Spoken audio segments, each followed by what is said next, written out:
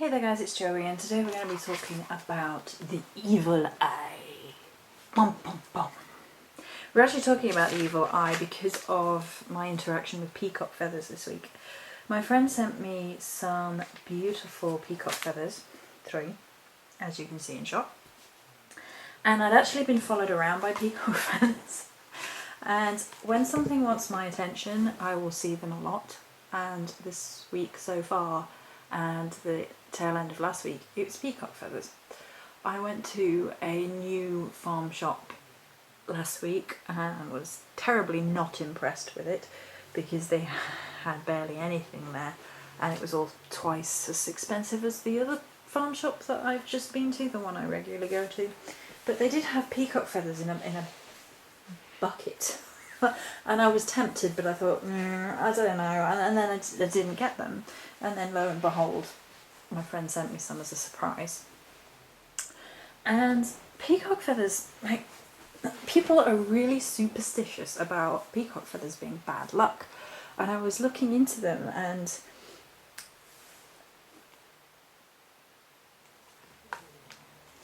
yeah, I don't want to go on to that yet. I haven't finished talking about me seeing peacock feathers. But, you know, people really have associated them with bad luck. And I was seeing them everywhere. I was seeing them in shops, I was seeing them in that farm shop I mentioned. And then I saw a picture on Facebook today, and it looked like a mirror image of one I posted yesterday for the Morrigan. It looked like the Morrigan again, only she had a very shamanic headdress on, in which were peacock feathers. And I was like,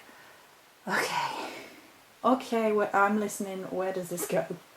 And I had a look at the metaphysical meanings of peacock feathers. And like, ancient people were afraid that if you brought peacock feathers into your home yourself, you would be subject to the evil eye. However, today peacock feathers are associated with mystery, romance, illusion.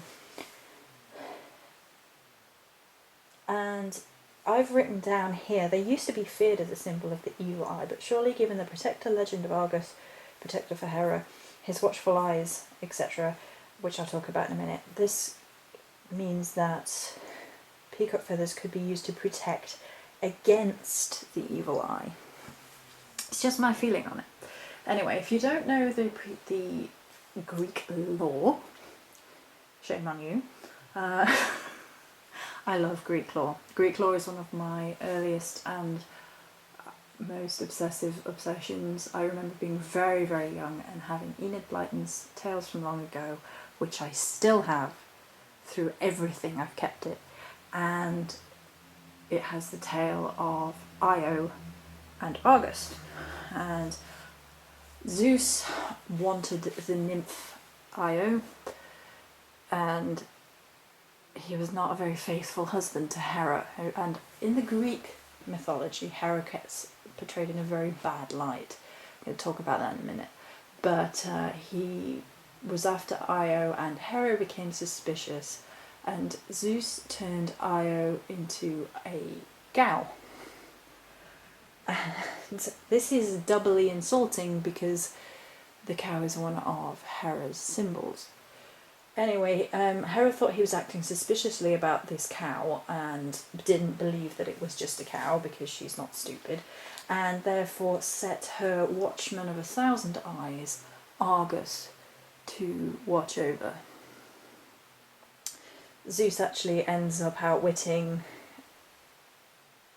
him by sending a lute player whose name completely escapes me, and he manages to kill Argos and free Io. And Hera is so distraught at the death of her favourite guardian that she put his eyes in the peacock tail, so he would live on for all time.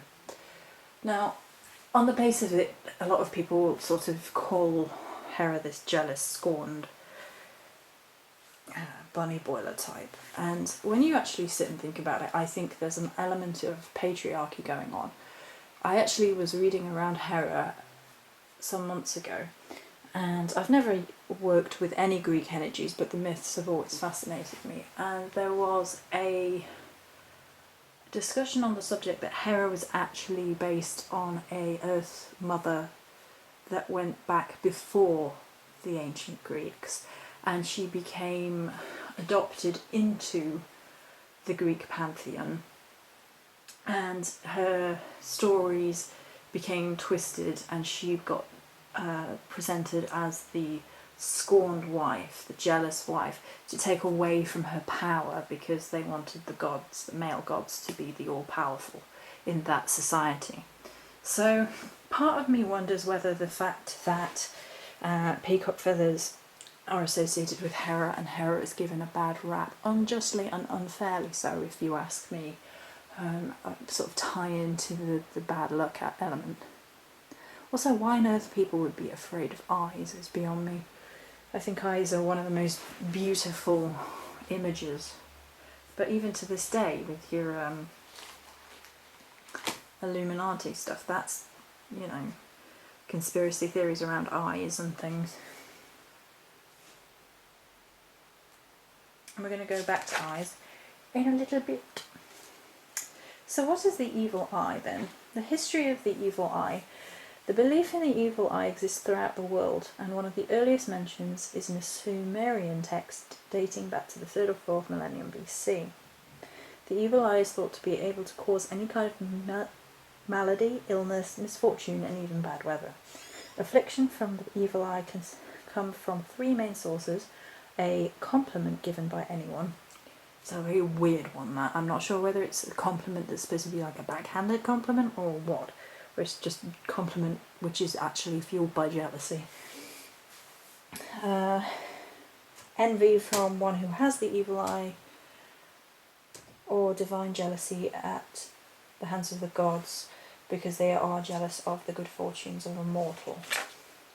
The cultural implications and codes of conduct that have resulted from this fear of the evil eye are varied, as are the charms and amulets themselves in protecting against it. In Spain, it is customary to wish another diner buen provecho. This ensures the person eating that you are not envious of their meal. In Islamic cultures, it is customary to say mashallah, what God wills, and inshallah, if God wills, to preface a compliment or when speaking of a good fortune. This way, any benefice is spoken as having been willed to happen by God. The wearing of charms is done so to attract the very first glance of a person, which will then deflect any evil that might otherwise harm the wearer. So one of the most well known is the evil eye. This is a bracelet a friend gave me. It's from Turkey, and it's supposed to deflect the evil intentions, the evil eye, away from the wearer. But if you think of it in terms of Argos, it's also all these little eyes watching out for you and protecting you, which is simultaneously awesome and creepy. So then I was having a look at some different associations to protect us against the evil eye, and some herbs. So supposedly the most potent herb against the evil eye is said to be rue, which I've actually had out and put away, so you're not going to see any rue, as well as pepper. Pepper can be added to amulets to protect against the evil eye. Sage leaf is added to mojo bags to avert the evil eye. Anise, in any form. Figurewort worn around the neck. Lady slipper in sachets. Pennyroyal when worn. Periwinkle when placed over the door. Garlic henna lily. And lime twigs carried. White willow bark.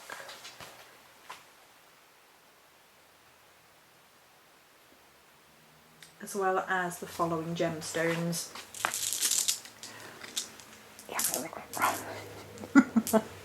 Carnelian.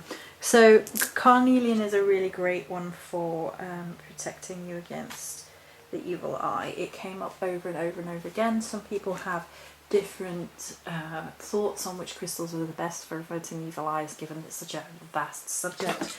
But carnelian came up over and over again. Other ones included coral, amber, tiger's eye, iron, quartz, hematite, salt, or salt formations, agate, especially calcite, agate, malachite, topaz, or snowflake obsidian. So those are some crystals and some herbs that I came across while I was reading all about it. I thought this was interesting, so I thought, you know, I'll just share it because I thought it was interesting, and the subject was coming up over and over and over again with peacock feathers. And it's interesting to me about how certain things are considered to be bad luck, and a lot of these things that are considered to be bad luck, I actually fully embrace. Like, you know, some people are like, black cat. I'm like, you know, whatever, if you think they're bad luck, you send them this way, because I will look after them all. Peacock feathers is another one of those things that I have never personally felt were unlucky. My mother used to go on about it. Oh, it's bad luck to bring peacock feathers into your house. And I was just like, nah, whatever. And to this day, I don't have a bad feeling about peacock feathers whatsoever. I think they are highly spiritual. The eyes are said to be the windows into the soul. And sometimes I wonder if that fills people with a sense of fear. Being able to see into people's souls, sort of thing. But today, you know, I mean, they're considered to be quite romantic in nature. And they're considered to be quite mysterious, as well as illusion, which I guess you can tie back into the Argos myth, as Hera sort of transformed him into a peacock. I think they're lovely. So, you know. So that was just a quick fun video, hopefully informative as well, about the evil eye. Peacock feathers. Many blessings.